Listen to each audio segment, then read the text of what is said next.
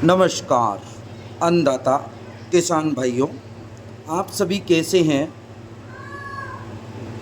आपका बार बार कमेंट आ रहा है कि हमने बेर की खेती कर रखी है, पिछले 2 साल से बेर की खेती कर रखी है, 3 साल से बेर की खेती कर रखी है और अब हम परेशान हो चुके हैं। इसमें उत्पादन हमें बराबर नहीं मिल रहा है। हम बेर के पौधों को निकालने वाले हैं तो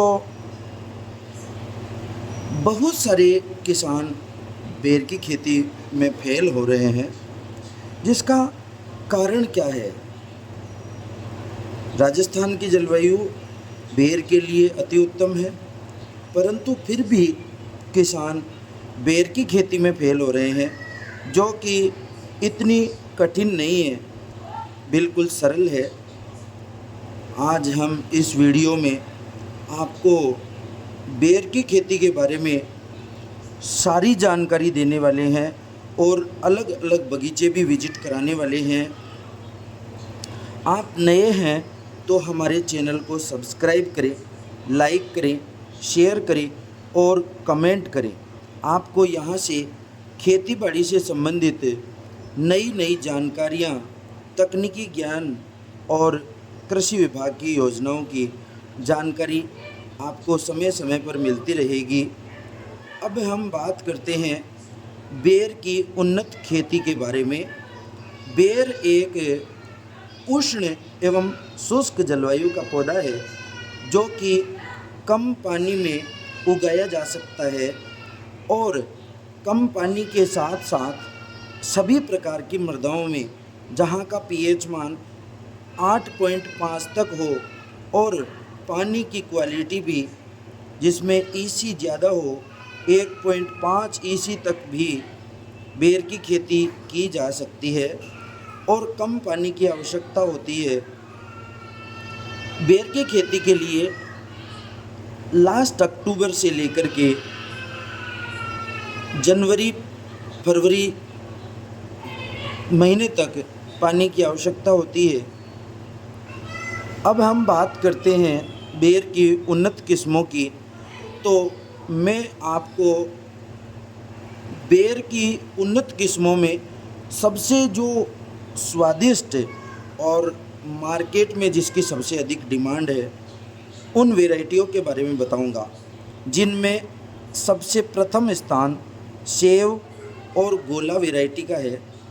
इसके बाद में एक पछेती किस्म है जिसका नाम उमरान है। थाई एप्पल ग्रीन बड़े आकार के बेर की वैरायटी है। इसके अलावा आजकल बाल सुंदरी और कश्मीरी रेड एप्पल बेर भी काफ़ी फेमस हो रहा है। पौधे लगाने के लिए हमें कम से कम 15 से लेकर 20 फीट की दूरी का अंतराल रखना पड़ता है, क्योंकि बेर के अंदर कांटे होते हैं और अगर स्पेसिंग हम कम रखते हैं तो हमें अंतरसस्य क्रियाएं करने में समस्या उत्पन्न हो जाती है। इसलिए स्पेसिंग हमें बराबर रखनी चाहिए। बात करें हम बेर के अंदर